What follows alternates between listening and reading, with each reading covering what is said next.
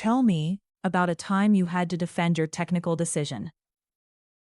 This is a common behavioral interview question for software developers, backend developers, full-stack developers, senior developers, and team leads. Interviewers ask this question to understand whether you can explain your technical reasoning clearly, whether you make decisions based on evidence, not ego, how you respond when others challenge your approach, whether you can compare trade-offs, how you balance speed, quality, scalability, and maintainability, whether you listen to feedback and adjust when needed. Question mark. Whether you can influence without creating conflict. This question is especially important for Java developers, backend developers, Spring Boot developers, full-stack developers, senior software developers, team leads, architects, Agile teams. The best way to answer this question is by using the STAR method. STAR means star. S. Situation. Explain the background. T. Task. Explain your responsibility. A. Action. Explain what you personally did. R. Result. Explain the final outcome. A good interview answer usually spends 10% situation, 10% task, 60% action, 20% result. The most important part is the action section, because interviewers want to understand how you defended your decision respectfully, used facts, addressed concerns, and helped the team reach alignment. Question. Tell me about a time you had to defend your technical decision. Example 1. Defending pagination for a search API situation. In one project, I was designing a customer search API using Spring Boot. The initial suggestion from some team members was to return all matching records because it would make the first version simpler for front-end development. I decided to implement pagination from the beginning. Task. I had to defend the pagination decision because some people felt it added extra complexity to the first release. Action. I first acknowledged the concern. Returning all records would be simpler for the front-end team in the short term. Then, I explained why pagination was important for production readiness. Returning all records could create large response payloads, slow API response time, browser performance issues, database load, timeout risk, memory pressure, poor scalability as data grows. I showed that other APIs in our system already used pagination, so this was not a new pattern. I proposed a simple pagination design with check. Default page size, maximum page size, page number, page size, total records, total pages, result list. I also shared sample request and response JSON so frontend and QA could understand the contract clearly. I explained that pagination protected the API from future production issues while still keeping the implementation manageable. Result. The team agreed with the pagination decision. The API performed well with larger data. Front-end integration stayed clear because the pagination contract was documented early. Why this answer works. This answer is strong because it shows technical judgment, scalability awareness, performance thinking, respectful explanation, practical design, team alignment. Example 2.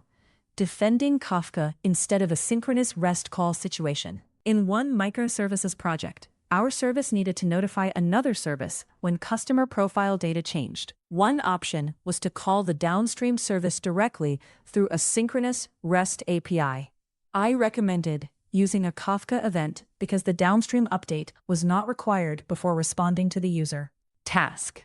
I had to defend the Kafka-based decision because the REST approach looked simpler initially. Action. I first explained the benefit of the REST approach. It was easier to understand, easier to trace, and faster to implement. Then, I explained the risk of synchronous communication. A direct REST call could cause slower user response, dependency on downstream service availability, timeout failures, retry complexity, tighter service coupling, production impact, if the downstream service was unavailable. Then I explained why Kafka fit the requirement better. Kafka provided asynchronous processing, better decoupling, faster user response, retry capability, event history, independent downstream scaling, less direct dependency during the user request. I also acknowledged the Kafka trade-offs. Kafka required event schema design, idempotency, retry handling, dead letter queue, monitoring, consumer testing, eventual consistency. To make sure the decision was valid, I confirmed with the product owner that eventual consistency was acceptable. Result: the team agreed to use the Kafka event approach. The user-facing API stayed fast. The downstream service processed updates independently, and the design reduced coupling between services. Why this answer works? This answer is good because it shows: check, microservices design, check, REST versus Kafka trade-off, check, business requirement validation, check, honest discussion of trade-offs, check, production reliability awareness, check, decision ownership. Example 3. Defending a shared validator instead of duplicated logic situation. In one Spring Boot application, several APIs had similar validation logic. For a new API, the faster option was to copy existing validation logic and adjust it slightly. I decided to create a small shared validator for the common validation rules. I had to defend this decision because some developers were concerned that creating a shared component could be over-engineering. Action. I first acknowledged their concern. I agreed that creating a large generic validation framework would be unnecessary. Then, I explained that my decision was not to build a large framework, but to extract only the repeated validation rules. I showed the duplication that already existed. The duplicated code caused correct, repeated validation logic, correct, inconsistent error messages, harder future changes, correct, more regression risk, correct, duplicated unit tests, harder maintenance. I proposed a small design. The shared validator would handle common required field checks, common format validation, common boundary checks, reusable error message structure, unit tests for shared logic. API-specific rules would stay inside each service. This kept the design reusable without becoming too generic. Result: the team agreed with the shared validator approach. The new API became cleaner. Future validation changes were easier because common rules were centralized. Why this answer works? This answer is strong because it shows maintainability thinking, avoiding duplication, avoiding over-engineering, balanced technical decision, clear boundaries, practical refactoring. Example 4. Defending a feature flag for a risky release situation. In one release, we were delivering a feature that changed behavior for multiple user roles. The feature had passed QA, but because it touched access behavior, I recommended releasing it behind a feature flag. Some team members felt the feature flag was unnecessary because the work had already been tested. Task: I had to defend the decision to use a feature flag as a safer release strategy. Action: I first acknowledged that adding a feature flag would create some extra work. It required configuration, extra testing, and cleanup. Later, then I explained the risk of a direct full release.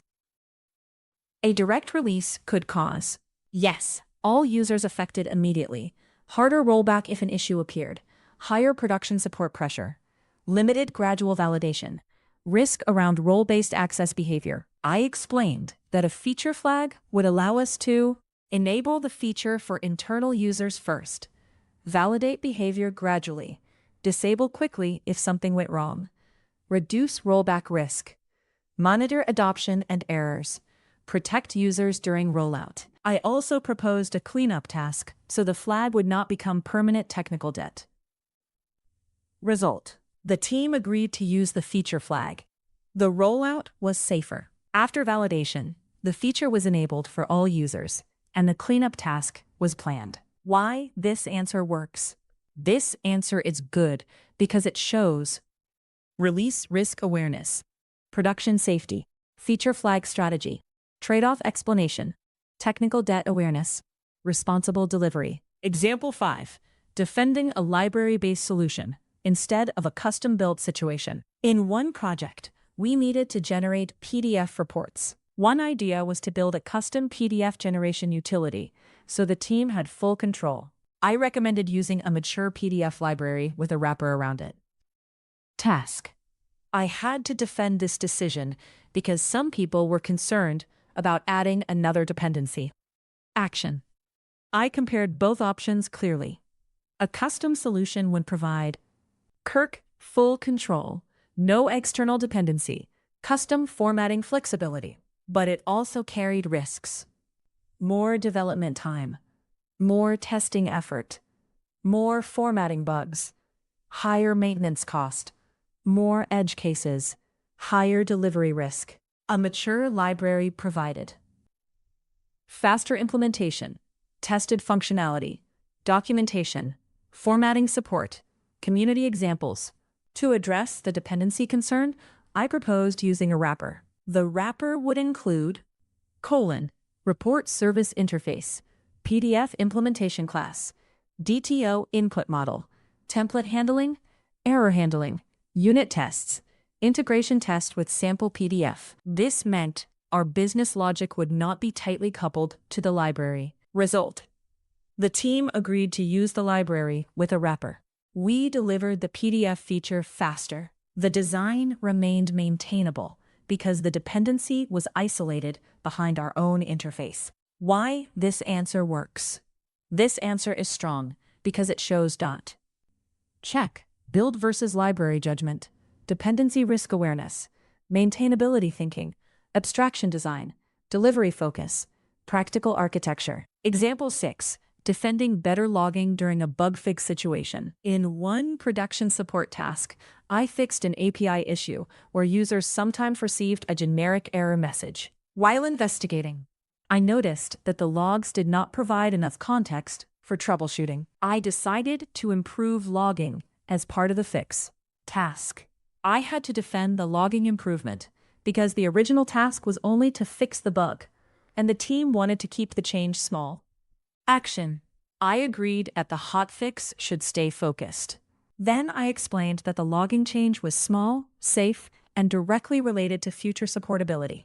The missing log details included correlation ID, endpoint name, safe business identifier, validation failure reason, downstream response status, processing step, error category. I also made it clear that I would not log sensitive information. I avoided full request payloads, tokens, authentication headers, personal data, internal exception details shown to users. I added structured safe logs and updated troubleshooting notes on how to search using the correlation ID. Result. The team accepted the logging improvement. The immediate bug was fixed. Future troubleshooting became faster because developers and support had better context. Why this answer works?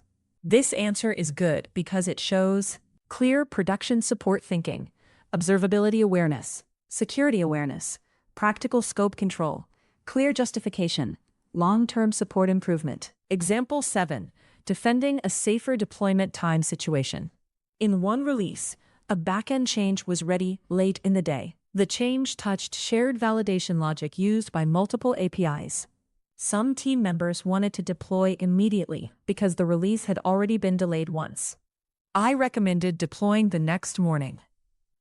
Task. I had to defend the decision to delay deployment slightly for safety reasons. Action.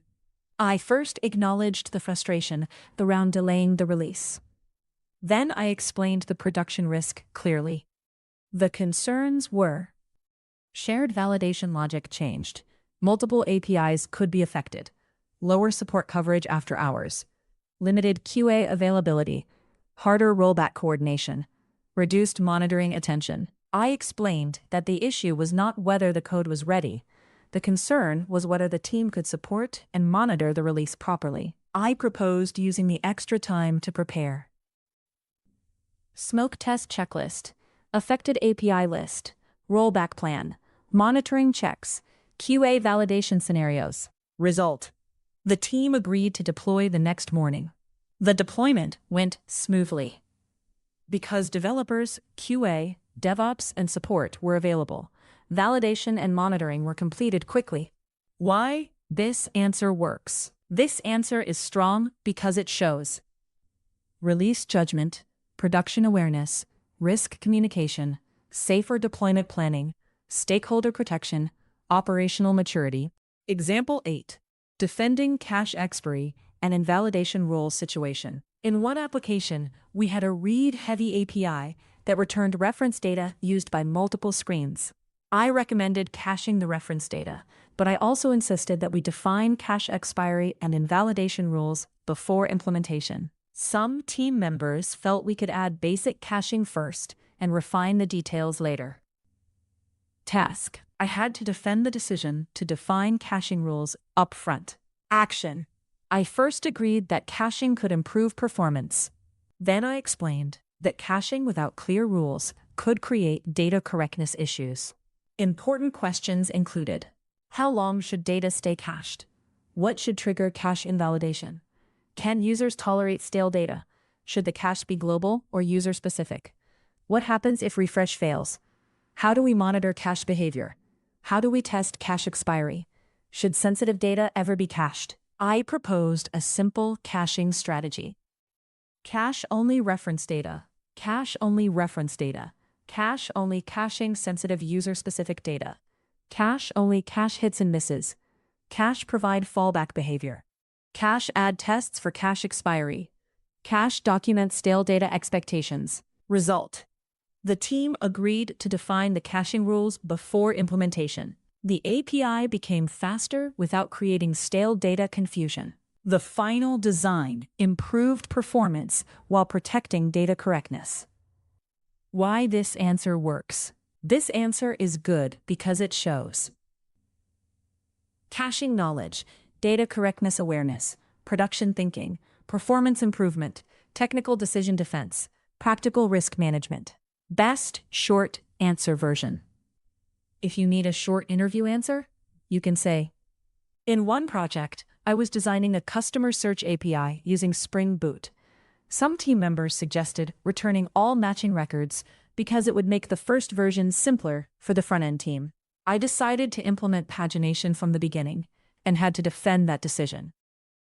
I acknowledged that returning all records was simpler initially, but I explained the production risks: large response payloads, slow API response time, browser performance issues, database load, timeout risk, and poor scalability as data grew. I proposed a simple pagination design with default page size, maximum page size, page number, total records, total pages, and result list. I also showed that other APIs in our system already use the same pattern, so it would stay consistent and be manageable for front-end and QA. As a result, the team agreed with the pagination decision. The API performed better with larger data, front-end integration was clear, and the design avoided future production performance issues. Common mistakes to avoid. 1. Sounding defensive or emotional. Bad answer. I defended my decision because I knew I was right. Better answer. I explained my reasoning using data, risks, examples, and trade-offs. Ignoring other opinions. Bad answer. I rejected their concerns. Better answer. I listened to the concerns first, then explained how my approach addressed them. 3. Defending without evidence. Bad answer. I thought my design was better. Better answer. I compared the risks, reviewed existing system patterns, and shared examples. 4. Refusing to adjust. Bad answer. I stayed firm and did not change anything. Better answer. I defended the core decision, but adjusted the implementation based on team feedback. 5. No final alignment. Bad answer. We argued and finally used my approach. Better answer. We aligned on the decision, documented it, and delivered the solution together. Best practices for answering this question. Use the STAR method. Choose a real technical decision. Explain why the decision was challenged. Listen to concerns first. Use facts, trade-offs, and examples. Avoid ego. Explain the business or production impact. Offer a practical implementation plan. Be open to adjustment. End with team alignment and result. What interviewers are looking for. Interviewers want to see whether you can Explain technical decisions clearly. Defend your reasoning respectfully. Handle challenge without becoming defensive. Use evidence and trade-offs. Consider team feedback. Balance speed, quality, and risk. Align people around a decision. Take ownership of the outcome. For senior roles, they also want to see: check architecture judgment, influence without authority, risk-based decision-making, production awareness, maintainability thinking, stakeholder communication, leadership maturity. Strong words to use in your answer. You can use words like explained the rationale, compared trade-offs, acknowledged concerns, used evidence, proposed a practical plan, reduced risk, protected scalability, improved maintainability, aligned the team, documented the decision, supported delivery. Example: I defended the decision by acknowledging the team's concerns, comparing the trade-offs, explaining the production risk, showing consistency with existing standards, and documenting the final approach so everyone was aligned. Good technical decision topics you can use. Depending on your experience, you can talk about pagination for search API, Kafka event instead of synchronous REST call, shared validator instead of duplicate validation logic, feature flag for risky release, library-based solution instead of custom build, better logging during a bug fix, safer deployment timing, cache TTL and invalidation rules, response standard, database index for performance, DTO design instead of exposing entities, retry and DLQ strategy, role-based authorization design, test coverage for shared code, wrapper around third-party dependency. Final summary. Tell me about a time you had to defend your technical decision is an important interview question, because strong developers need to explain their reasoning clearly and professionally. The best answer should include what decision you made, why the decision was challenged, what concerns others had, how you listened, what evidence you used, what trade-offs you explained, how you adjusted if needed, how the team aligned. Good examples include defending pagination, defending Kafka, defending a shared validator, defending a feature flag, defending a library-based solution, defending better logging, defending safer deployment timing, defending caching rules. The strongest answers show technical judgment, respectful communication, evidence-based reasoning, openness to feedback, and ownership of the outcome.